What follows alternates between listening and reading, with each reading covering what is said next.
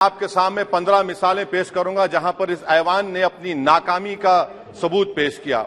इसीलिए जनता सड़कों पर आकर एहतजाज कर रही है क्योंकि उनको लग रहा है कि ये इमारत बन चुकी है, हमारा दिल नहीं है। बताइए, जब दिल में एक 14% आबादी की नुमाइंदगी नहीं होगी तो आप क्या फैसले करेंगे? मोहतरम जनाब, इस ऐवान के 75 साल के पार्लिमानी सफर की तकमील पर हम बहस कर रहे हैं। मैं सबसे पहले अपनी जानिब से खराज अकीदत पेश करना चाहूंगा मौलाना हिफ्जुर रहमान साहब को, जो पहली और दूसरी पार्लियामेंट के मेंबर थे, मेरे कायद सालार मिल्लत सलाहुद्दीन ओवैसी को, सुलेमान सेठ साहब को और मौलाना बनात वाला साहब को। जनाब मोहतरम, इस ऐवान की नाकामियों का भी जिक्र हमको करना जरूरी है। 75 साल का तारीखी सफर इस ऐवान ने मुकम्मल किया।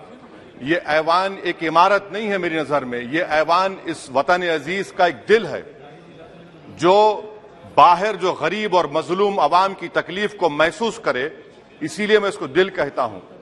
मैं आपके सामने 15 मिसालें पेश करूंगा जहां पर इस ऐवान ने अपनी नाकामी का सबूत पेश किया। एक उस वक्त जब दिल्ली की सड़कों पर सिखों की नस्लकशी की जा रही थी। एक उस वक्त जब 6 दिसंबर को बाबरी मस्जिद की शहादत हुई। आ रहा हूं भागलपुर, जिसमें रेशम के कारोबार को खत्म किया गया, मुसलमानों को दफना दिया और वहां पर फूल गोभी उगना शुरू हो गई। एक उस वक्त नाकामी साबित हुई जब मुजफ्फरनगर और गुजरात में नस्लकशी की गई। एक उस वक्त सर जब हम देखते हैं कि मुंबई की सड़कों पर इंसानियत का नंगा नाच हुआ। एक उस वक्त जब इस ऐवान में टाडा पोटा का काला कानून बनाया गया, यूएपीए का कानून बनाया गया, आफ्सपा का कानून बनाया गया, जिसको 1 साल के लिए बनाया गया था। 58 में हम 2023 में आ गए। एक उस वक्त नाकामी साबित हुई जनाब, जब हम देख रहे हैं कि आज ये जो दिल है, भारत का दिल है, हिंदुस्तान का, इंडिया का दिल है, आज गरीबों में, मजलूमों में, मुसलमानों में, कश्मीर की अवाम में, दलितों में, आदिवासियों में इस ऐवान की मोहब्बत और एतमाद खत्म हो रहा है, कम हो रहा है। इसीलिए जनता सड़कों पर आकर एहतजाज कर रही है क्योंकि उनको लग रहा है कि ये इमारत बन चुकी है, हमारा दिल नहीं है। चाहे CAA का प्रोटेस्ट हो, चाहे किसानों का प्रोटेस्ट हो, चाहे शेड्यूल कास्ट के रिजर्वेशन का मसला हो।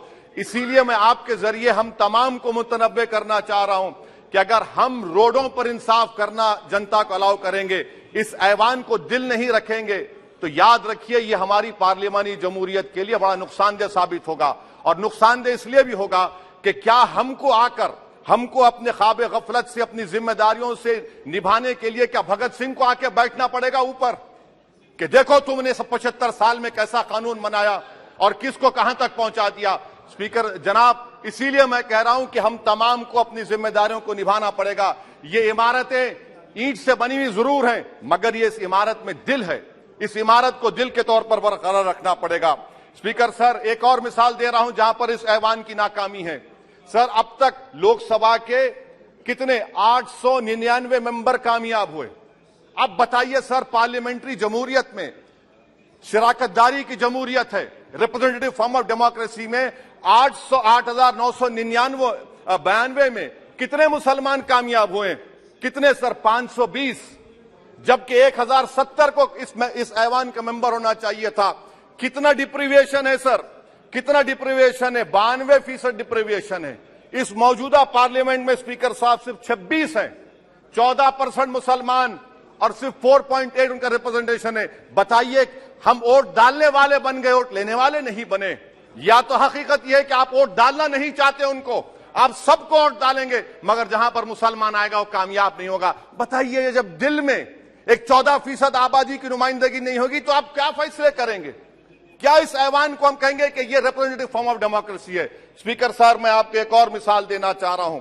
बाबा साहिब अंबेडकर ने सही कहा था, अंग्रेज उस जमाने में पार्लियामेंट बुलाते थे टैक्स बढ़ाने के लिए। हम उसी रास्ते पर जा रहे हैं, हम तो बाबा साहब अंबेडकर को हमने सच साबित कर दिया। स्पीकर सर, आखिर में मैं आपको बताना चाहूंगा कि आज आप देखिए कि चाणक्य ने क्या कहा था। चाणक्य ने सही कहा था कि जब राज चलाने वाले व्यापारी हो जाएंगे तो उस राज के लोग भिखारी हो जाएंगे।